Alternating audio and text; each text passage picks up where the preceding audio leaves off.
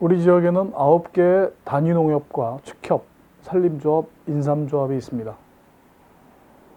축협과 산림조합, 인삼조합은 별개로 하고 9개 단위농협의 경영사정은 어렵기 그지없습니다. 그렇다고 금년간 나아질 전망 또한 보이지 않습니다. 단위농협들은 기본적으로 시중은행보다 높은 금리와 정부의 정책자금 대출 등으로 몸집을 불려왔고 농민들의 정서적 유대감 등에 힘입어서 그동안 편안한 세월을 보냈습니다.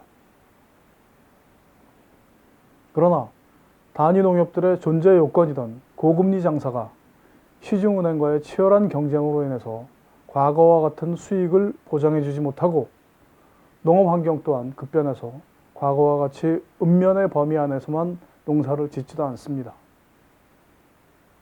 모든 업무가 전산화되어버린 금융환경도 이미 특정한 지역성을 뛰어넘어 버렸습니다. 읍면 단위의 농협이 존재할 이유가 없는 것입니다. 그럼에도 불구하고 우리 지역에 9개의 단위농협이 존재하는 것은 낡아도 너무 낡았습니다. 게다가 명색 농민들의 자조조직인 농협이 농민들이 처한 어려움과는 무관하게 농협 조합장과 상임 임원들은 거의 억대에 이르는 연봉을 받고 있고 경영 또한 방만하기 이를 데가 없습니다. 조직은 비효율적이고 후진적인 데다가 의사결정 과정과 사후 감사 기능까지 부실하기 그지없습니다. 이런 경영체가 아직까지 목숨을 부지하고 있는 것은 불합리할 뿐더러 정의롭지도 않습니다. 이미 농협은 농민 자조조직이라는 본질적인 측면에서 너무 멀리 와버렸습니다. 그렇다면 답은 무엇일까요? 아마 두 가지 정도의 길이 있을 것입니다. 첫 번째는 9개의 단위농협들을 1개나 2개로 통합하는 것입니다. 그것도 어려우면 최소한 권역별로라도 하라는 것입니다.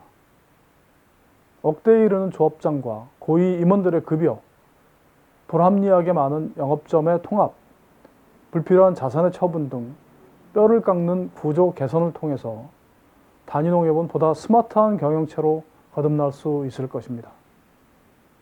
다른 한 가지는 모든 단위농협을 해산하고 기존의 축협, 산림조합, 인삼조합처럼 쌀조합, 콩조합 등의 품목별 협동조합으로 새롭게 재편하는 길입니다.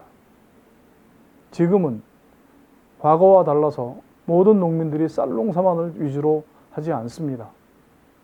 파주시 전체에서 쌀 농사를 짓는 농민이 약 3,700여 농가에 불과하다는 것입니다. 그런데 지역 내 단위농협들이 공동으로 운영하고 있는 농협 도전공장에 대해서 만성적인 적자 보전을 하고 있어서 쌀 농사를 짓지 않는 농민조합원들은 매우 부당하다고 여기고 있고 현실적으로 이런 저항 또한 만만치 않습니다. 그렇다면 품목별 농협으로 재편하는 것이 합리적입니다. 어차피 신용사업만으로 편하게 경영을 하던 방식보다 경제사업에 대한 비중이 커지고 그런 방향이 바람직하다고 한다면 품목별 조합은 매우 경쟁력이 있는 방식이 될 것입니다. 이런 방식의 개혁은 기존 농협조합장들이나 농협의 고위 직원들에게 너무 불편한 일이 될 것입니다. 자신들의 따뜻한 보금자리가 없어지는 판에 좋아할 사람이 없겠지요.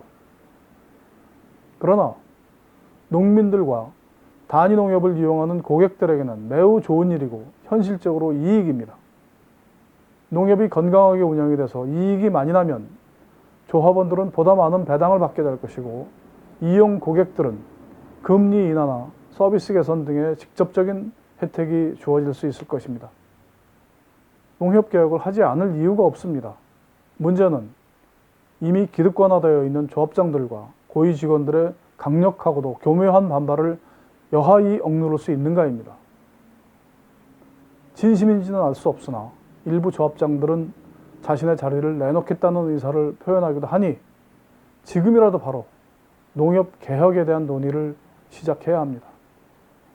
또 다른 문제는 농협 개혁에 대해서 직접적인 이해 당사자인 농민들이 그에 대한 문제점과 필요성을 충분히 인지하고 이를 진행할 의지가 있느냐입니다.